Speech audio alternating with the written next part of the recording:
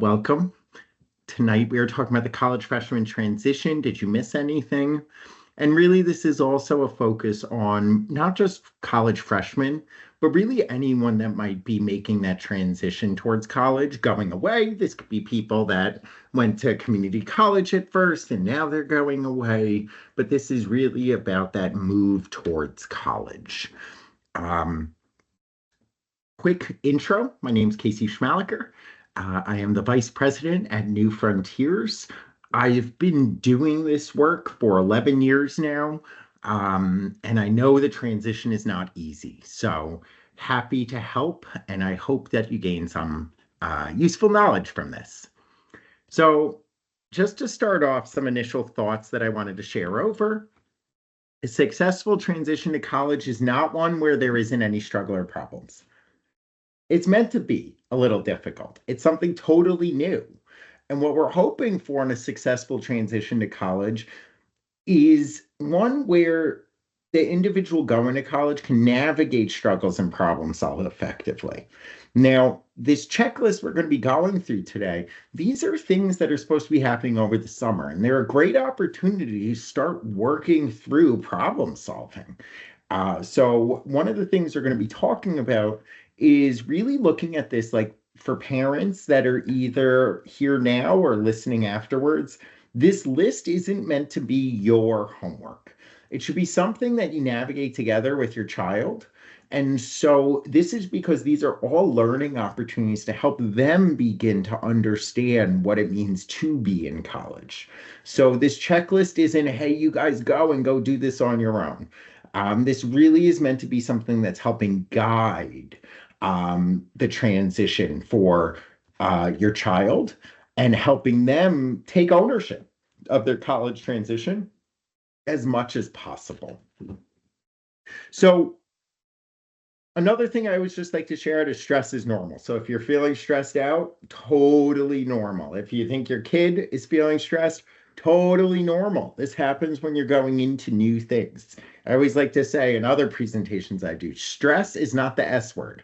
It's not a bad word, but it's how you navigate that stress. And so I do hope that at least some of this checklist helps alleviate some stress by helping know where focus needs to be, help bring up things that maybe you haven't necessarily been thinking of yet, um, so that it adds to your list. Now, I do want to share over this list is not exhaustive. It's not comprehensive to the point that these are the only things that will ever pop up. What I recommend is, and this is a great executive function strategy to be teaching over to your kids or for yourself, is developing your own kind of master list. Not just to document the things that you know you need to do that you haven't done yet, but to have somewhere that you can add things that come up that you remember. Having somewhere that you can document these things so you can get to them later.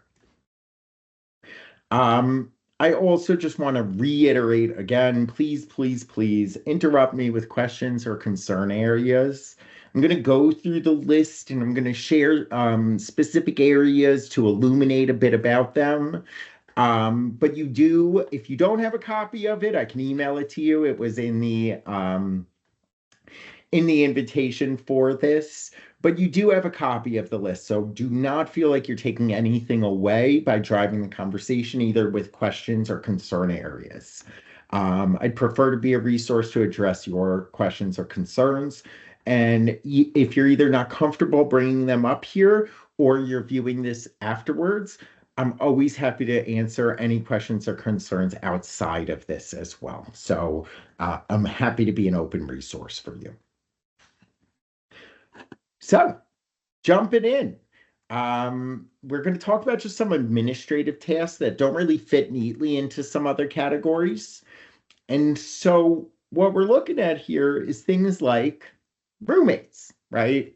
So there tends to be questionnaires for roommates. We'll talk a little bit about housing later, but they tend to go hand in hand. Now, if you choose or opt not to do these roommate questionnaires, you're going to be just totally randomly matched up. If you do the roommate questionnaire, it can increase the likelihood that it might be a good match. Quick aside that I always share here, when I'm working directly with clients or if I'm advising parents on this isn't about who is going to be your best friend. It's going to be who can you live with. So just keeping that in mind.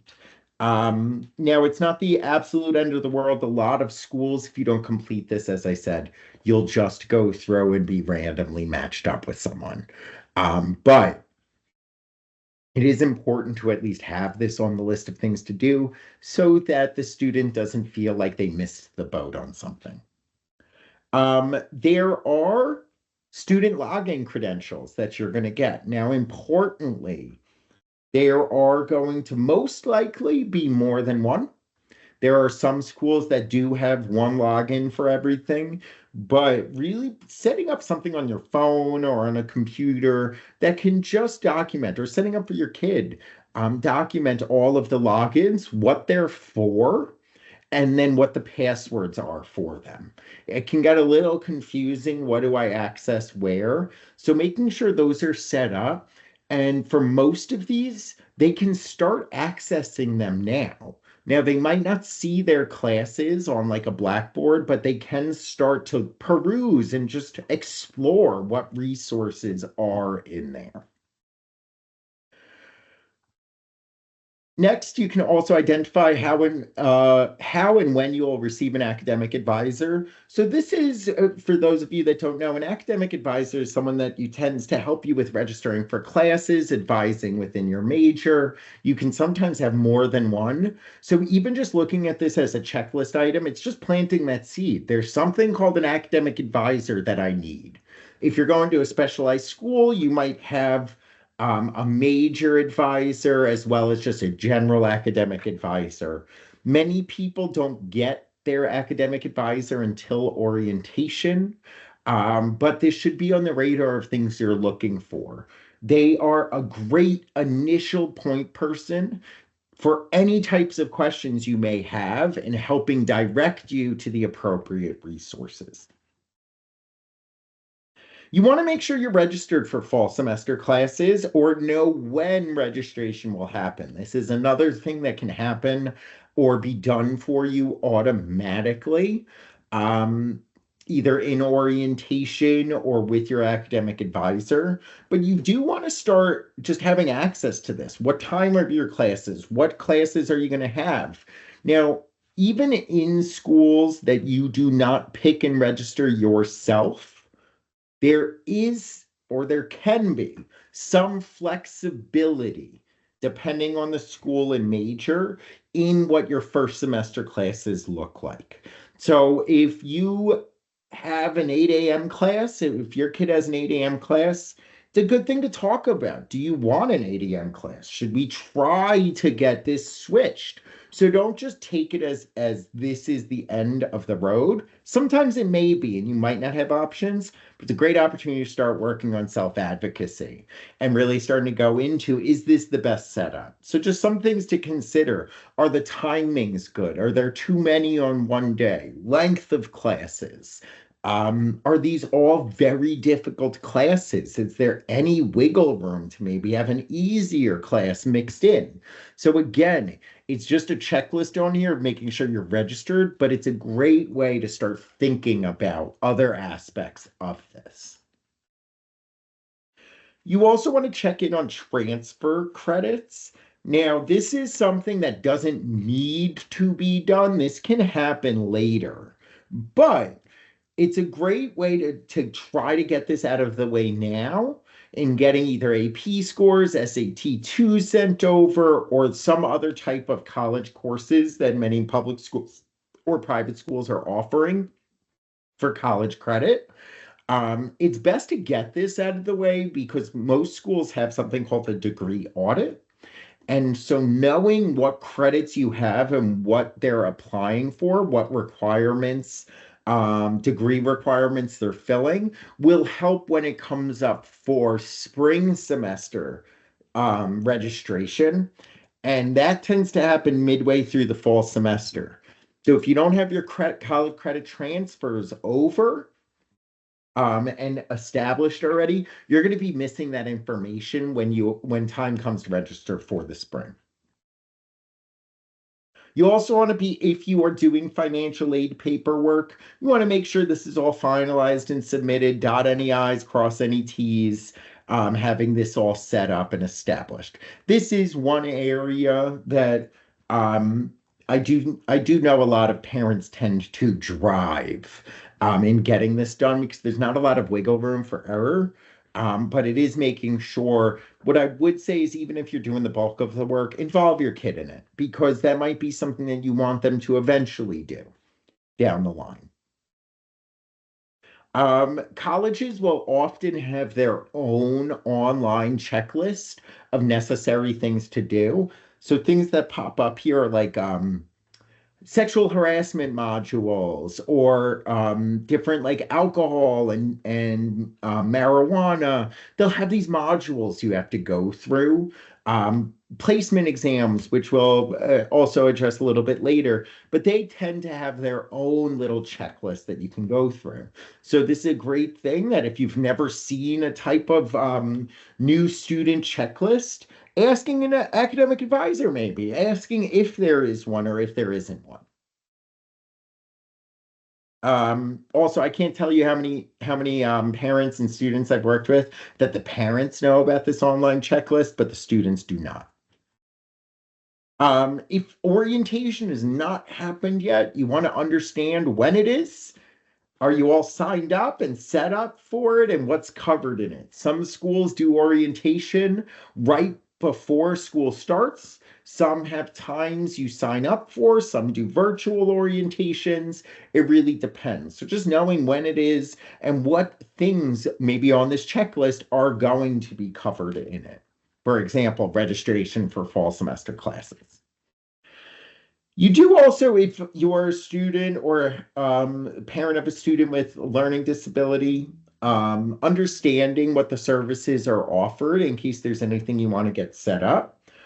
This is a great example of something that if you don't have it in place before you need it, it can cause a lot of stress. So if you're used to extra time or things like this, you do want to make sure that you have these things in place. I do want to just share over as advice for some parents. Where I know a lot of students sometimes take this as college as an opportunity to not use my services. This is the line I always share with them. You don't need to use them, but let's get them in place in case you want to. So you might be really struggling in a class and you're like, you know what, extra time on a test would be really nice in this class. You don't want to have to at that point get all of this stuff set up. Um, Even without a disability, just starting to go through support services offered on campus. Can't tell you, I went through probably 2.5 years of college without realizing there was a writing center that I could go to for free, without realizing there was on campus tutoring, without realizing there was a math center, without understanding what the library and what librarians could really do. Like, who knew librarians helped out with research projects? Who knew? But they do. And so just going through and understanding what are the different services offered on campus. Where are they offered? How do you access them? Just familiarizing with this stuff as a checklist item. Other things also, and we'll talk about some of these, but understanding like what is the health center? What are mental health supports offered on campus? What are these other services that you won't necessarily think of when you need them? This goes back to the Office of Disability Support. So just getting paperwork in place. Um, the ship will probably have sailed in terms of if you need updated reports or things for this transition, but don't let that be something that prevents you. If you do not have an updated neuropsychological exam or psychoeducational, and you are a student with a disability, um, you want to get your new assessment in the books now. So they fill up quick. they can tend to have wait lists. So even if you're not able to get it for the fall semester, start planning about maybe over the December break or maybe on one vacation coming back, because that can take some time to get in motion. Confirm your residency status if applicable. So this can just be like, are you switching your residency status? What are the state laws? Understanding what this will look like for yourself. This does tie in a little bit with this last point on we're in an election year, and whatever your political leanings, that does not matter. But it is a great time. We send kids off to college. They're adults now. They tend to be 18, and this might be their first opportunity to vote in a presidential election coming up. So, are there things that we need to do to get them registered to vote? Are they going to do an absentee ballot from home? What does that look like for them? Because I can't tell you how many kids it's like the week before election and they're like, oh my God, I'm not registered, but they really want to participate. This is also a great way, just where they might not be thinking of it yet, but it's a great thing that while it's happening, they may want to get more involved on campus and they may not know how to register to vote. And so just starting to figure out and start going through some of that stuff if that's something that they'd be interested in doing. And don't just assume that as a parent that if they've never shown interest before, they've never had the opportunity to vote. So it might just be something to bring up. Do you think you want to look into registering to vote? Just something they may never even think of. I do want to just take the moment to break and say, please ask any questions, throw anything into the chat if you'd like, and I'm happy to pause and answer them. But I'm going to move ahead to some social and orientation activities in the meantime. So social media is king. It's all over the place. The younger generations are all over this. So starting to really just start looking at what are some of the social media groups if they haven't already went and tried to find them. Just navigating. And so if they don't know how to search for this stuff, you just tend to look for whatever college they're going to, class of, and their graduating year. And this tends to be the signifiers for these variety of groups that they can join in and they can start to connect. If this is something that, if social challenges or being nervous about making friends, this is a great lower stakes way to start making some connections so that when they do go to campus, they already have connections with some people. I do recommend, if possible, when forming some connections, trying to get to like a FaceTime or some type of video call to put a face to a name and begin to try and form some of these connections with others, just knowing that this is out there as a resource. If there are these orientations, if they offer it as optional, highly, highly recommend going. What better way to connect with some other people on a social level than being new to something together? And so just knowing that and encouraging students that this is an opportunity that you have something in common with every other person there. They are all new to this school. So there are always things to talk about because you have a shared experience. And if there are any other things, and this is not specifically here, it might come up a little later in the checklist, but following emails and starting to look at their emails to see any of these activities that might be promoted. A lot of schools do have things, and they probably have been going on, but for whatever city you might be nearby, they may have some organized meetups that you can go to. Now, if anyone does have professors assigned to them for registered classes, if they feel, now it's not something a lot of students do, but professors are always open to be introduced. And so reaching out, shooting an email. Most colleges follow the first initial last name process, but most email systems, if you type in the professor's name, it'll actually come up. And this could be a great way to introduce yourself and just start forming connections. And while most students may not do it, it's a way to start presenting over that this is normal And it's a great maturity to show this desire to reach out, where maybe not now, but in the future, they may be more comfortable to reach out to professors.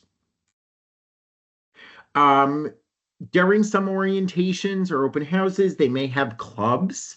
You can try to join if there's any virtual membership for incoming freshmen. A great place just to kind of tackle this also, if it's not during an open house or orientation. A lot of schools have on their websites all of their clubs, and they tend to have a contact person. And so this could be a great way to start reaching out to understand what clubs look like.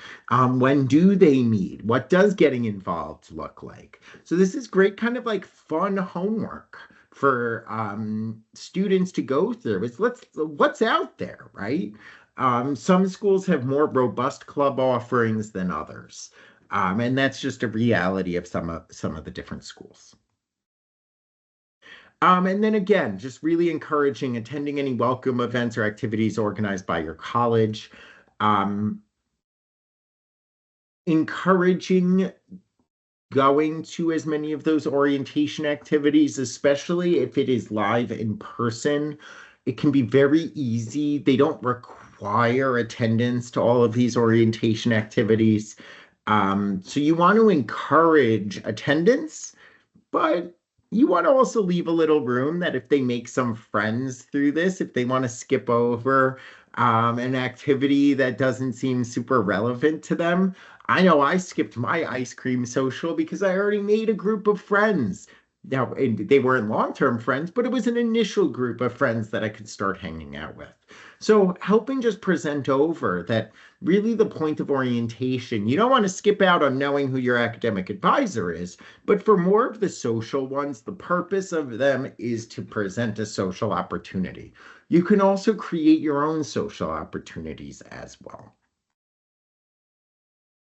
Yeah, just some health and wellness stuff. Oh, hold on. I see a question. Just so I can get to this. If you had a neurological exam, how long are the results good for? The rule of thumb is typically 3 years.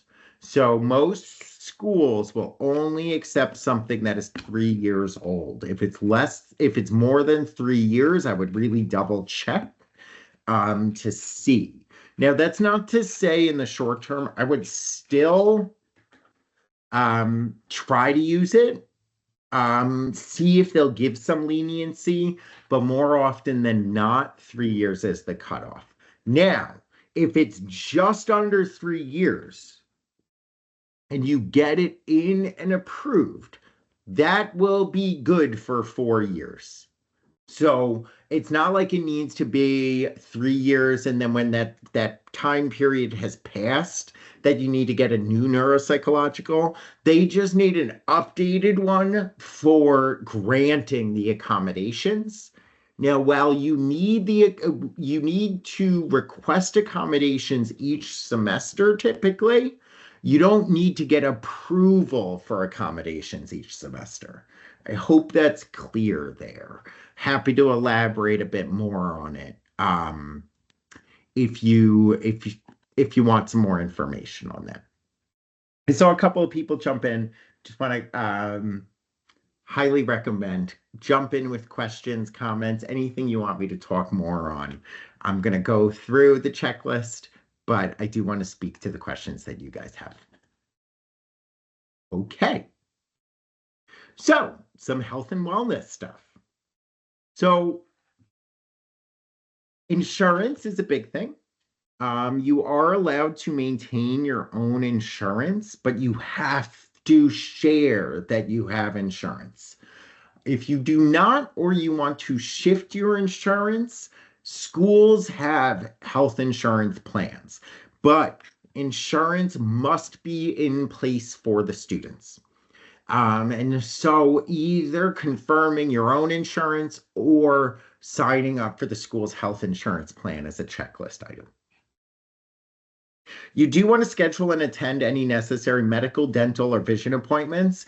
And when we say necessary, we're not saying like required for you to go to school, but anything like it's not going to be as easy while they're at school. So it tends to just be a good habit of, you know what? Let's get these out of the way. Let's get them set up so you're good for a period of time. It's also will come up in terms of vaccination requirements for your schools, and navigating through the vaccination requirements. And sometimes it even is just as simple as getting a written, confirmed vaccine schedule from your primary doctor. So even with that, even if you don't necessarily need to see your doctor, you may still need to get in touch to get confirmed vaccinations. So those immunizations being up to date and submitted health forms that are required, those tend to be on one of those online checklists that the school has. Um, I also will just share this is not just always an easy process. Sometimes the schools are like this, what your doctor sent isn't specific enough. There can be a back and forth. So it just happened with me with a student. So it took 3 different attempts to get the school to feel comfortable with what the report shared. So perfect reason not to procrastinate this to make sure it gets off your checklist. And then you want to establish some existing supports and making sure things are set up for while they're in college. So if there is therapy, is the therapist licensed in the state that the student's going to? What is that going to look like? What does the schedule look like? Setting up psychiatrist appointments. Is this going to be based on when you're home? We'll talk a little bit about medication, but what does that look like? And really starting to think through this. Now, I do just want to jump back. This is when it does become important to start getting or knowing when you're going to get your fall classes and your fall schedule, because that's going to inform therapy sessions. If you are in the therapy, or just want access to therapy, if your current therapist isn't an option, who's within the state of the school you're going to? Should we start vetting some of these people now? I know for a lot of students, these are things that parents have gotten in place before while they were in high school. And now they're going to go away to college, and it's going to be a lot harder for you to get that stuff in place for them as a parent. Um, This is a good one also. Just preparing a basic first aid kit, and not just preparing it, but also do they know how to use it, right? What's the purpose of alcohol pads? What's the purpose? Like, what is burn cream? What are the things just to have? And do they know how to use all of these things? What the purpose of these things are? Um, you want to plan where you're going to incorporate fitness into your routine. And I'm not saying everyone needs to be people that are going to the gym all the time, um, and things like that, but understanding that there is a certain basic level of fitness. This could simply be walking around, getting some physical exercise, getting out. Where is that going to start fitting into your routine? And this is a great way to just start getting those executive function skills of scheduling and using a calendar in place. Once you have those classes, you can really start to visualize where does fitness fall in. And you can even try and plant that seed of most schools have really nice gym complexes. And so planted that seed of this is a free gym membership that you're getting. Maybe we can access that. And this might even just bring up with a lot of students, they don't know how to use equipment at a gym, right? And so this might be something to maybe you can get a short-term gym membership now and help explore um, different different workout machines, just how to set up some fitness to incorporate into the routine. And it's a great time to start that stuff now to start getting some of that in place. This is a big one. I can't tell you how many kids go to college, they get sick, and they don't know what to do. They don't have backup plans for how am I going to eat?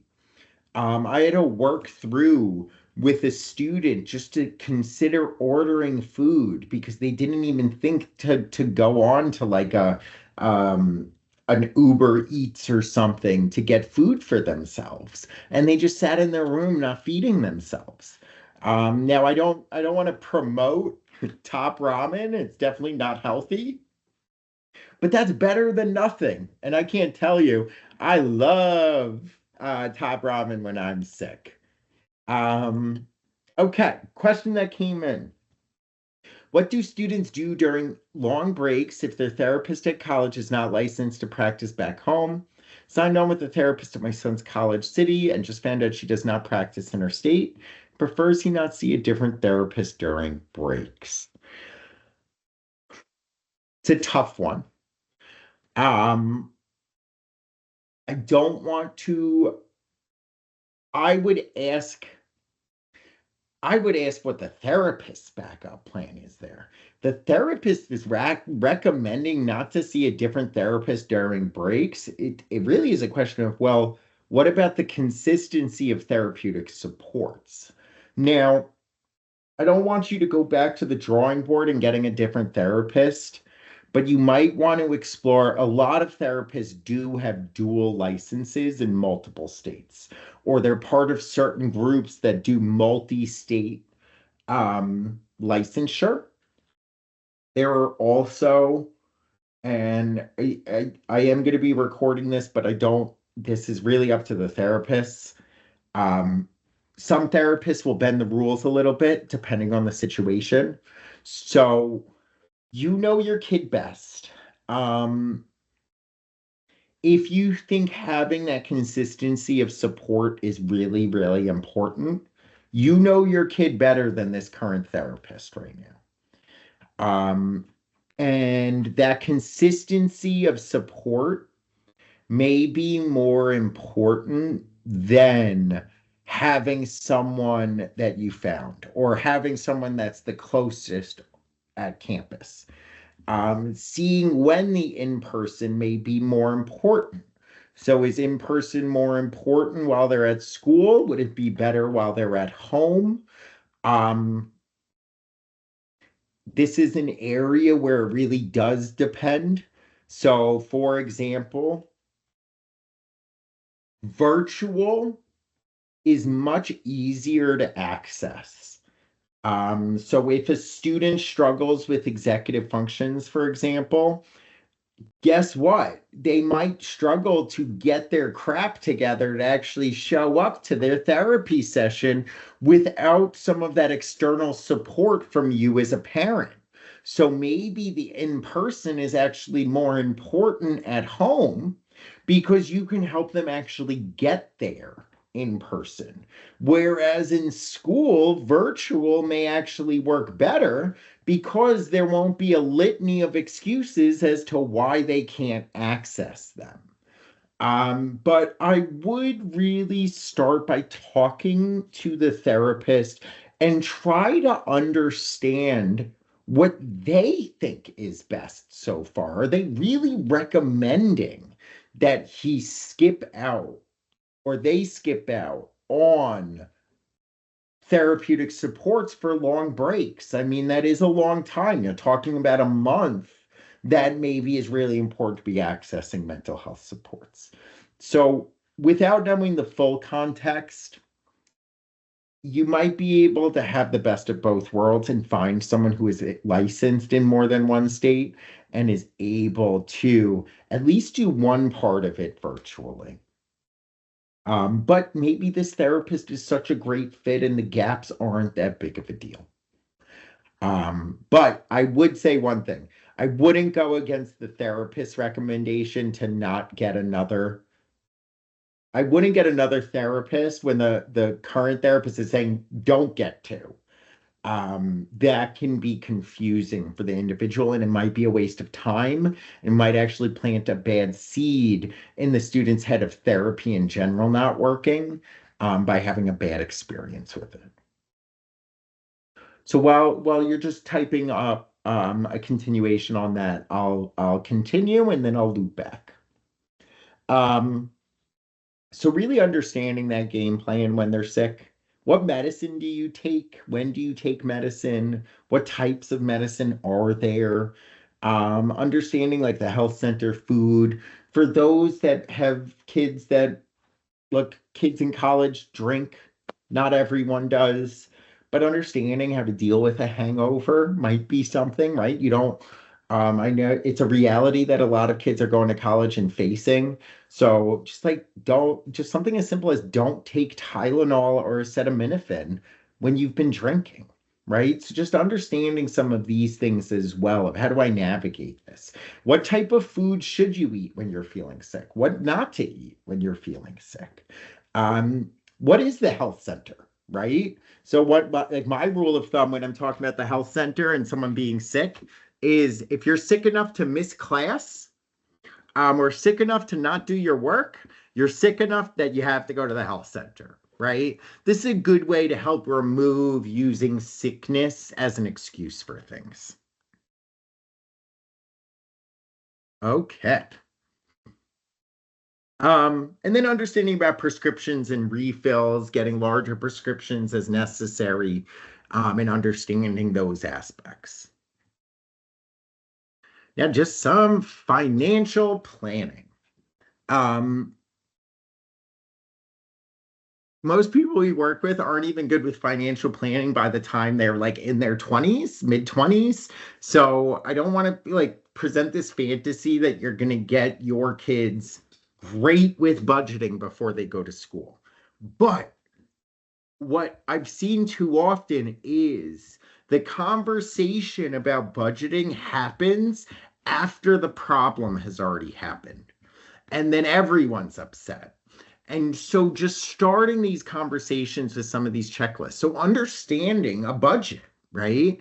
So understanding whether like you might not want to involve the conversation about tuition, but I do give you guys, please, please, please don't, if there are loans being taken out in their names, they should understand how much it costs. So it's not a shock later for them.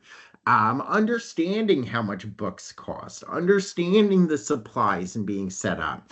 But then, really, most importantly, is some of these personal expenses and starting to understand how much money the expectation that they're going to be spending. Even if you come from a family of means, they need to start learning that funds aren't inexhaustible. And so trying to start separating out and getting them just to think about budgeting, think about where their money's going. I've seen some miraculous things change where most students have a meal plan when they're set up freshman year. But I've seen kids with no aspect of um, budgeting, and what they end up doing is they end up just buying food. Let me order Uber Eats all the time. Let me eat out all the time. I'm never going to use my meal plan. I'm never going to use my meal plan. But the second that some type of budget is put in place, you'll be amazed at how willing they are to use their meal plan and eat some of that campus food. So just even broaching this and starting to put some things in place. A great way to do this is if you are going to give your kids a credit card, it is a great way to build up their credit. But reviewing their credit statements, their billing statements once a month to help them start understanding where money is going. If there are scholarships to apply to, looking for those, putting in some of the work, it's a great way to work for some of this money, right? You can even incentivize by saying like every dollar you get in an additional scholarship that you apply to is more money in your personal budget. It's a great way to incentivize that added work. If there are any work study opportunities, if this is part of financial aid that they have, or even if they're just, if there might be some aspect of wanting to work while at school, if that's something that the student can handle. So it doesn't necessarily need to be a work study. There could be other working opportunities as well. Opening up a student-friendly bank account, just starting to get certain aspects of money management in place, helping them build up their financial literacy. Like I mentioned, maybe reviewing credit card statements once a month, reviewing money coming in, beginning to lay the framework for some more of that adult-oriented financial literacy. Tracking expenses is a really good thing. So a key piece here is it's about practice sticking to a budget. We're not expecting perfection, but really starting to look at where is my money going. Um, really trying to understand, oh my God, I spent $700 on ordering food in. Like just seeing that number. It's so easy to lose track of that.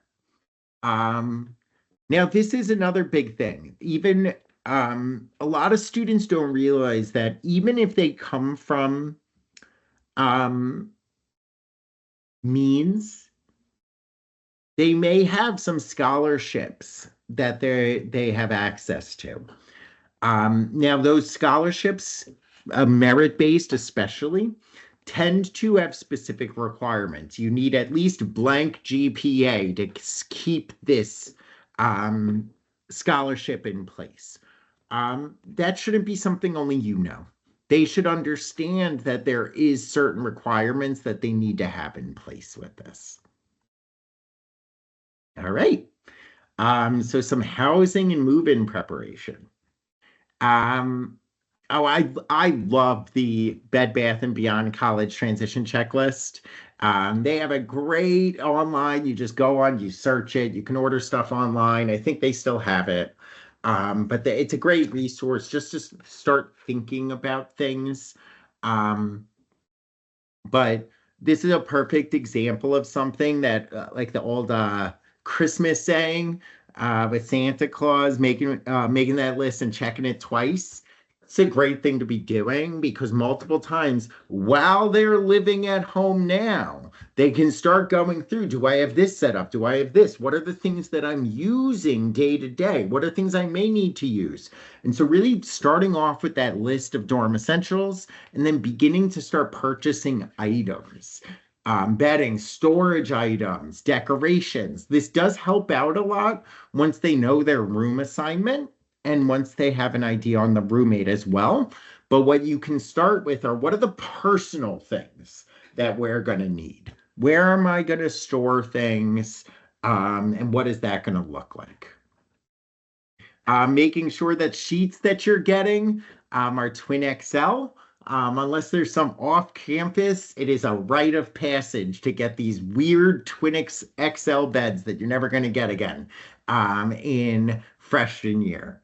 And considering a king comforter or quilt, if you're going to be lofting your bed, and lofting, it's just like making it the bunk. A lot of beds offer that option. And so you might want a longer or larger blanket in those types of situations. One other thing I might recommend, and this just depends on people, but think about ourselves, right? Do we have one pair of sheets? Well, not typically. As adults, we tend to have two, maybe three. That way, when we're washing one set, we can have a clean set to put right on. So I can't tell you how often students will delay doing their sheets because they don't know if they have enough time to fully do it and then reset it. So having a backup pair of sheets can really help out. Or if something happens, if they stain or they need to be replaced, having that backup pair can really help. Once roommates are assigned, beginning to reach out to them to begin discussing what each person will bring for the room. We only need one TV, maybe one rug, one of this, one of that. It's a great way to start forming connections with roommates, but it's also a great way to make sure you're not doubling up. Who's bringing a mini fridge, or should we rent the fridge for the room? Just starting to talk about those items that you might need to not both bring, but maybe one needs to bring. Organizing move-in day logistics. So beginning to understand, are you going to be packing everything in a car? Is the car big enough to pack everything? Really starting to break out and envisioning what is this travel going to look like. Understanding that move-in help. When is move-in day? What times can they be? So beginning to get those in place as well.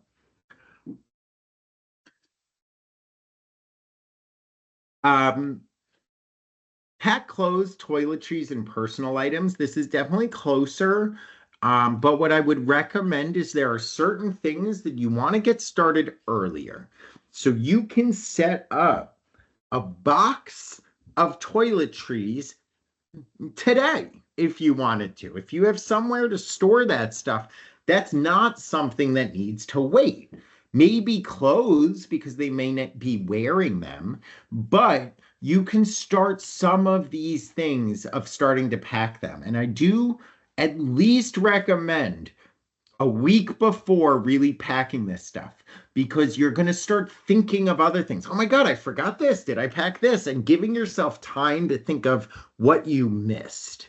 Now, I'm going to talk about this a little bit later about the time that you're going to be coming back to um back home from school, but you want to be packing, you don't want to pack so many clothes. So like do you need your full winter setup in September or August? Probably not. But may you need one or two sweatshirts? You may, right? So understanding a little, I'll jump ahead a little bit, but you only really want to be packing clothes for up until the next time they're coming home. And you want to be developing a bit of a plan on this is the plan that you are going to be you're bringing clothes for this long. You should be bringing some clothes home that first time you come, and then we'll send you back with some clothes. Beginning to think about that. Understanding where there are local stores for last minute items and how they may get there. So a lot of things that you just back to the services that schools offer, a lot of them offer buses towards shopping centers and things like that, which is a great reason to include your kids in the actual initial shopping. Some people might not know what's in a Target or what's in a Walmart. So this is a great way that you can start to Google and then actually during orientation, during drop off, you may actually want to go together to show them some of these local stores so they know where they can get things that might come up for last minute items. It's also a great way to plan that if you are tightly packed in the car and you're not buying everything there, right? So some things like other dorm essentials, you can set up pickups at a lot of stores for when you get close to the local or close to the college. It's another great way to just expose them to other places to buy some goods. And then just also understanding your dorm's policies on items you can and cannot bring. If you're a really big old school oil diffuser and they love to burn candles of lavender to calm down. Yeah, you're not allowed to have candles in college dorms. So thinking of, well, is there a replacement maybe that I can start thinking of that's okay to bring? Now, some academic, I'm going to go a little bit quicker unless there's questions, just so I can get through things. But, and again, just to mention again, always happy to answer any questions outside of this. So if something comes up and you want to shoot me an email, I'm going to shoot in my email into the chat, just in case anyone has more in-depth questions they want to ask on this stuff. So for academic preparation, once you're signed up for classes, a lot of the school bookstores, you can actually look up what textbooks you're going to need for those classes. So when you go to the school bookstore or the school store website, they tend to have search filters that you can look up the class and it'll tell you the needed materials and books for it. Now, I highly recommend this because sometimes you can find used ones online. You can rent online cheaper than through the actual school store. So if that financial savings is something you really want to do, this is a great way to support to start looking through. Um, if there is not a school store version to be able to see the classes, once you know the class and the professor, you can always email the professor and ask, hey, what are the textbooks I'm going to need? I like to get my books in advance. And they tend to be willing to share that with you. You might not get it, but it's a great way to at least advocate and try. Complete any required summer reading or assignments given by your college. This is good just not to feel left out. I'll be honest, I didn't read my book and it was not a consequence. Like it wasn't the most important thing. If you do have someone that might deal with some anxiety, like they're worried they're missing things, then yes, you do want to get to this. It's also a great way just to get those cognitive muscles working again of reading, and engaging with material that might not be a top choice for yourself. Now, this is where it does come, once you do have your class schedule, establishing a study routine. And we're not talking about a study routine like, oh, I have an exam. What is my studying going to look like? You can literally plan out, students are always going to have work to do. There's always going to be something to do. There is a lot of unstructured time. And so when we say study routine here, we're talking about building in the structure that they're lacking. So where are there 2-hour blocks of time or 3-hour blocks that could be library time or just productive work time? And starting to look in a calendar to understand. I've had plenty of students that they have maybe their Monday, Tuesday, Wednesday is filled with classes. And then Thursday, Friday, there's like one class and they have a totally free day. What I highly encourage is this general rule of thumb. Every hour in class, you should be doing approximately 2 to 3 hours outside. So if you are signed up for 15 credit hours, then realistically, we're looking at about 30 hours on the upper end, but around 30 hours of outside work. And it is a way to help students really make this very real that those Thursday, Friday, it's not a 4-day weekend. We have to try to block in this much time.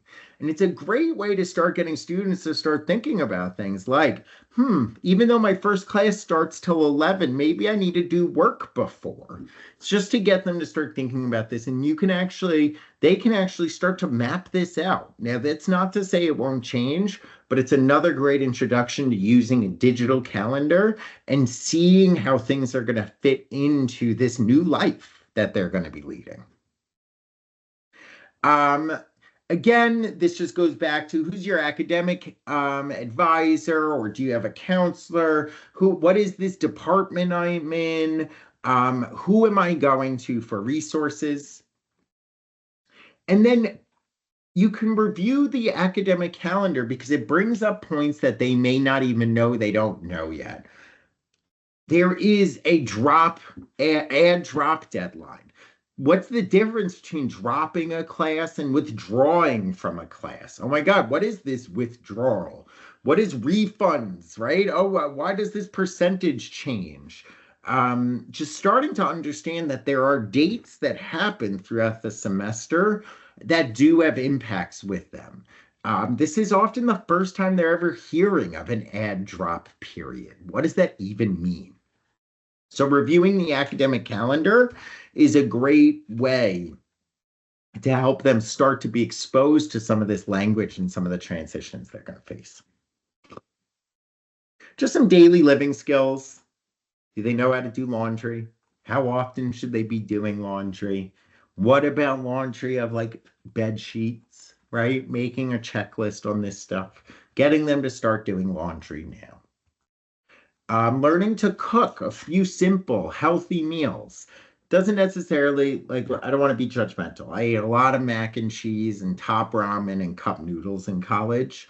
But depending on the individual, I know I did sometimes, I would cook at school things that my mom used to cook for me because it helped me get less homesick. being able, it was also a great way to make some friends cooking. But it could even be something as simple as one of my favorite memories was cooking pasta with Rayo sauce. It felt like I was at a primo restaurant. So just helping to learn cook a few simple things may also help inform what you need to buy. Do I need a little pot? Do I need a colander? What comes with at the school? Things like that. But just being able to have a little taste from home, if they're sick, being able to cook a little something for themselves, and that they're not super anxious about it being the first time while they're at school. Any dietary restrictions? So, if there are dietary restrictions, beginning to figure out what is my diet going to look like at school and where am I going to fulfill that diet? I've mentioned this a bunch of times, but begin practicing managing time. I'm working on this with the student right now of just even when there's less stakes, map out when you want to go to the gym. When are you having lunch? When are you doing some work over the summer? When are you doing your chores? Let's just start engaging with the calendar so it's not brand new when going to college. Making sure the phone plan works, trying to check out if there's service at the campus, is there coverage there? Just because there's coverage here or where they live does not mean it's going to be at school. Having that stuff in place. Um, Also, just simple things like if there are data limits on plans, making sure they understand the importance of always being on Wi-Fi to limit that data usage. Um, we did talk about this game plan for when you're sick. Um, and then understanding basic cleaning and room maintenance tasks, understanding like, is there a little vacuum, hand vacuum, um, doing sheets, just what does general cleaning look like air freshener even, just knowing what these different cleaning supplies are, having surface cleaner for the surfaces that are there, understanding like fridge cleanliness, garbage, going through the basics of cleaning and maintaining the room.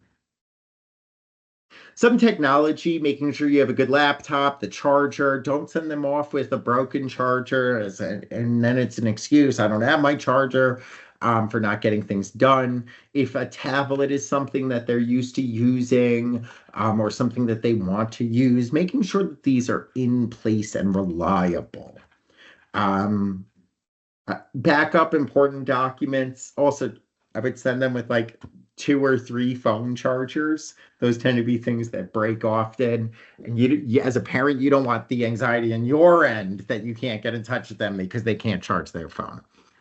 Um, Back up anything, making sure you have cloud services set up or external hard drives for when memory gets full. Downloading any apps or software recommended by your college or recommended by other professionals, but also removing any apps that may be detrimental.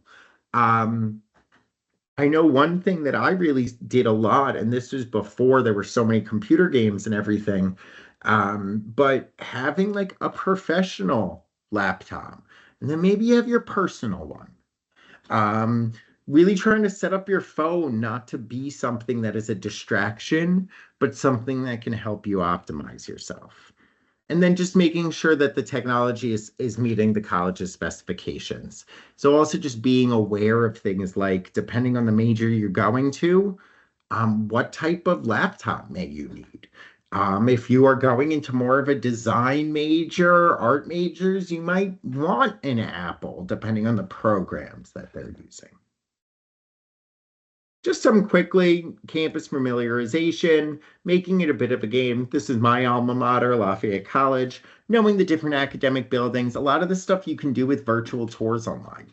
Um, and then really starting to making sure you're signed up for the meal plan. Where are the different eating halls, dining halls that you can go to? Mapping out, walking between classes, between your dorm room. There are some schools they may be going to that they have to take a bus to get there and beginning to just understand how long it's going to take. When do I need to leave?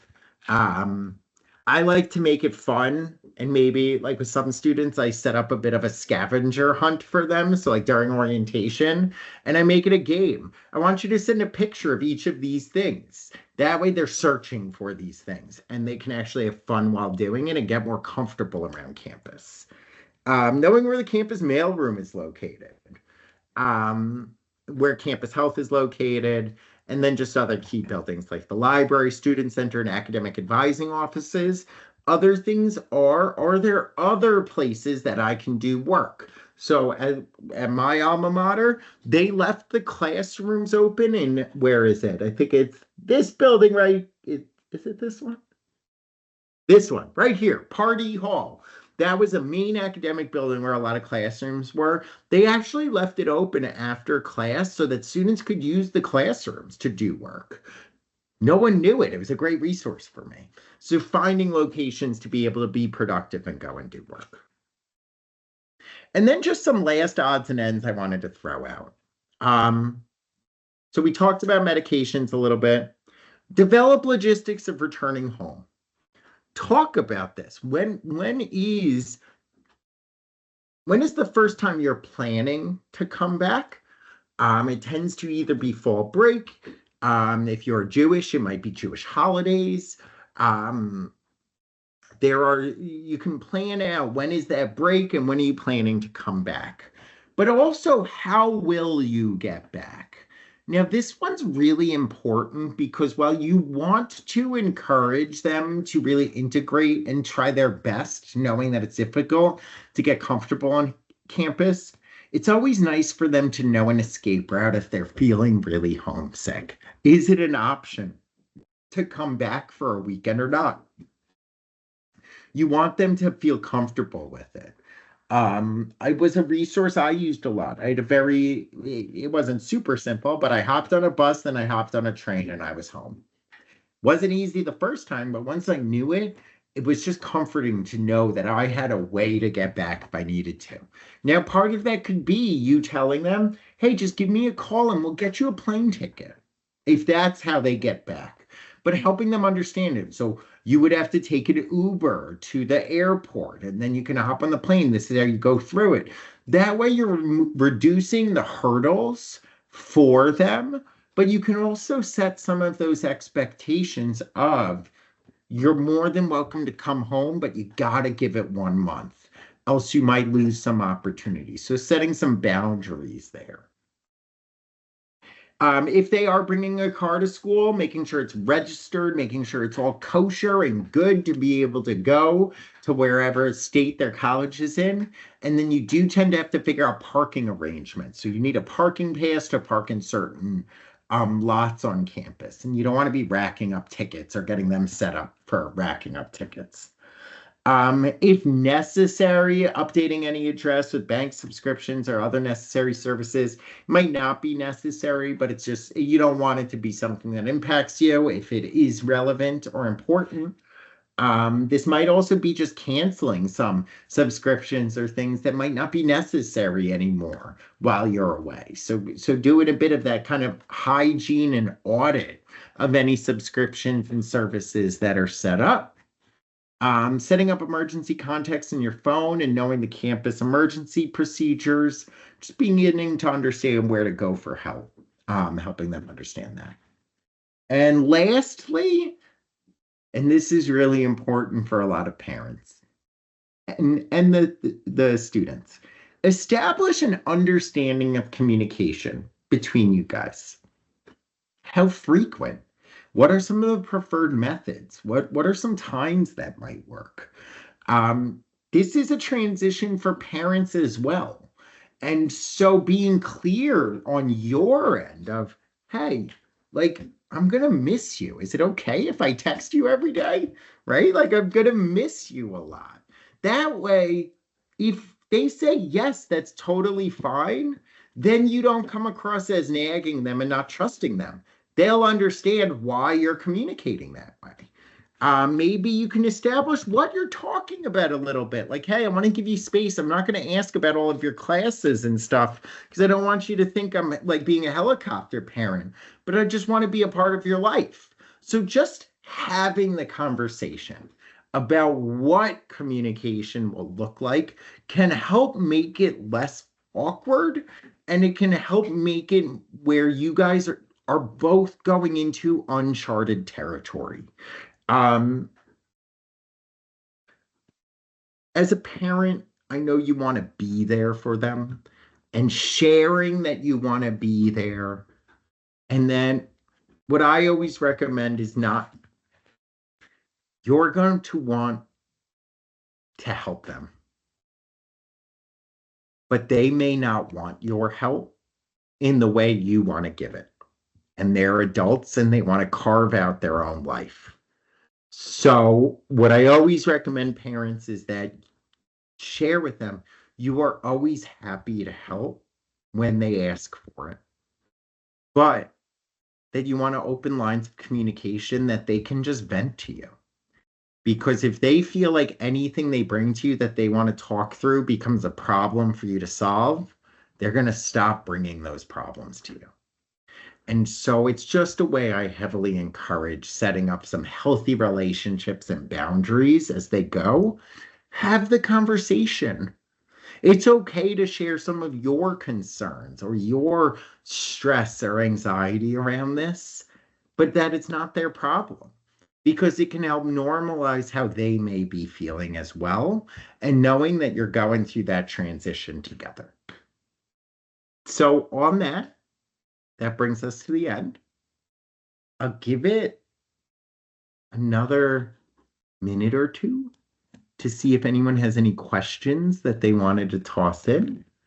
Um, if not, um, as I said, I shot my email in here. So if there's anything you wanted to talk more about, I'm happy to.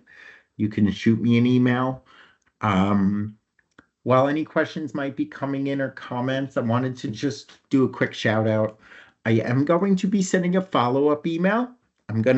Once we get this up onto YouTube, we'll have a link to this. So if you know of anyone else that might benefit from this, if you wanted to share this with your kids, with whoever, or for any students that are here, if you want to share this with someone else, please do. Like, I just want this to be a resource for people to begin thinking of these things and making sure you're not missing things. But I'm also going to include a link to a survey. In that survey, it's yes to get some feedback on this presentation, but I'm also going to be including a question. Oh, and by the way, they're anonymous, so please be blunt with your feedback. But I leave a question there for other topics you may want to hear about. And that's not just for fluff. I really do want to, like, I will most likely do a presentation or one of these webinars on any topics you want to talk about. Now, I do have a question. Do you have a list of colleges that have good resources for student with executive function issues? I don't have a straight up list. Executive function issues can be so expansive. So there's generally different categories. There are going to be free on campus services, and then there's going to be paid for ones. I'd be happy to have a longer conversation. Like, I'm not an educational consultant. None of us are at New Frontiers, but I'd be happy if there are specific colleges you have questions on sharing our experiences with them. But part of the reason why we don't like to share over lists is we just don't make it our prerogative to know the best schools with resources. So any list we'd share would be incomplete. And we feel like that's doing more of a disservice than a service. Now, not to try and get you to spend money, but there are educational consultants who this is their entire job. Or the even though there's a lot of controversy over the US News college rankings, there are plenty of online resources that do rank schools based off of their offerings to students with learning differences. And that could be a great place to just start seeing. The one thing I do want to share over on any list, any of them, the difference between high school and college is that in high school, the prerogative, the law states the school is responsible for identifying those who have these needs and then providing the supports to them. In college, the students have to access the supports. So, one of the most important things I tell to families, it's a lot about culture. So you might have your kid go to a school that is listed as the top executive function supports for students. But if your child does not like the culture around that office or those services, they may never access them. So I've had some students that from the outside, I might judge a certain school's offerings as subpar, but the student loved the culture and actually accessed it. So I know it's not a satisfying answer. I wish it was more black and white, but it really comes down to what is going to set up the student to even use those supports. Because even if it's the best one in the world, if they never go, it doesn't matter if it's the best one in the world. Um, so sorry, that's not a super satisfying answer, but if you have some colleges in mind that you were looking at and you wanted to shoot me an email, I'd be happy to share over my experience or even ask some of my colleagues of their experiences working with those schools. Um, One that I'll share is one piece of advice in finding this out on just the cultures of the schools. How hard is it to find the supports that they offer? The harder it is to go through their website and find the supports that they offer, the less serious they are about offering it. Because if it's hidden, guess what? People with executive function challenges are never finding it in the first place. Okay, so I missed the beginning. Did you talk about ways for preparing students to advocate for themselves to receive services? I didn't go over ways to prepare them. I wanted to just design this a little bit more around what needed to be done, less on building the skills on how for it to be done. Preparing students to advocate for themselves to receive services. I would start off with doing the heavy lifting. A lot of the schools are pretty good at encouraging that advocacy because they have to do almost like an interview, describing what they want. A couple of phrases that I've seen really work with students is you're not required to use any of the accommodations that you're granted. So that could either look like you never use them, but you have the right to use them. That can look like you only use it in classes you find very difficult. That could be you only use it one time in a class for one exam and you don't use it for the other ones. So it's to help them start seeing when they're advocating for themselves, they're not asking to be labeled. They're just asking for access to those supports. The other thing that I find really helps students is understanding why this is even a law and why this is allowed for them to have accommodations. And so when I talk through with them a bit about this is simply about leveling the playing field. This is simply about giving an equal opportunity to display your knowledge. So, why do you get extra time on exams? It's not because you're stupid. It's because in order for you to display your knowledge, you just need a little extra time. And they're not assessing you on how quickly you can do something, they're assessing you on your knowledge. So a lot of it, like when I'm trying to prepare students, it's to help them understand what this even is that they're advocating for. Um, but it's a great opportunity to begin getting them to think about their own metacognition, why they may benefit from some of these services, and to help build up the confidence. Really, I can't go back enough of they're not stupid for it. And when you remove that hurdle of them telling themselves they're stupid, you make it much easier for them to access it. But I could go on. I recommend if you want more on this, I'm happy to set this up as a future webinar. So throw it into that follow-up survey. I could talk about this forever. All right. So I really appreciate you all joining me. I hope everyone has a great night. Um, if you're feeling restless and you can't go to sleep at night, it's gonna be okay. And I'm happy to field any other additional questions that come through. So, um, Godspeed to everyone through the transition. You'll make it on the other side, and before you know it, they're going to be graduating. So, thank you all for coming, and hope to see you. I'm going to be doing these once a month, maybe twice a month. So, hope to see you come to some future ones. And if you did miss any of this, it's going to be thrown on YouTube. I'm going to send the link afterwards. So thank you again, and I wish you all a good night.